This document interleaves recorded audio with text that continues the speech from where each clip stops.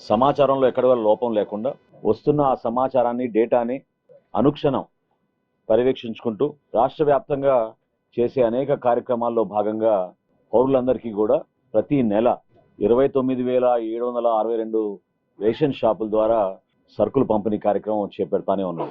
అందులో భాగంగా కొత్త టెక్నాలజీ తోటి QR code based smart rice cards ని రాష్ట్ర వ్యాప్తంగా ప్రారంభించాం. 25వ తారీఖున ఆగస్టులో ప్రారంభించిన ఈ కార్డు సర్వీసెస్ 1,44,66,000 మందికి ఉచితంగా సరఫరా చేసేటట్టు ఈ కార్యక్రమం ప్రారంభించాం.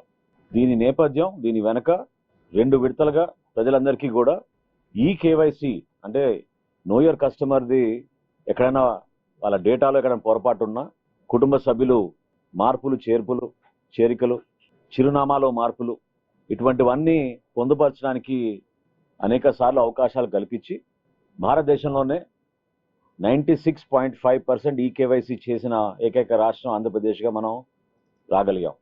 ఇందులో అద్భుతంగా గ్రామ సచివాలయం, వార్డు సచివాలయం సిబ్బంది సహకరించారు. అదేవిధంగా మా రేషన్ షాప్ డీలర్లు వాళ్ళ ఈ పాస్ మెషిన్ల ద్వారా ఈ కార్యక్రమాన్ని ప్రజలకి మరింత అందుబాటులోకి తీసుకురావడానికి సహకరించారు.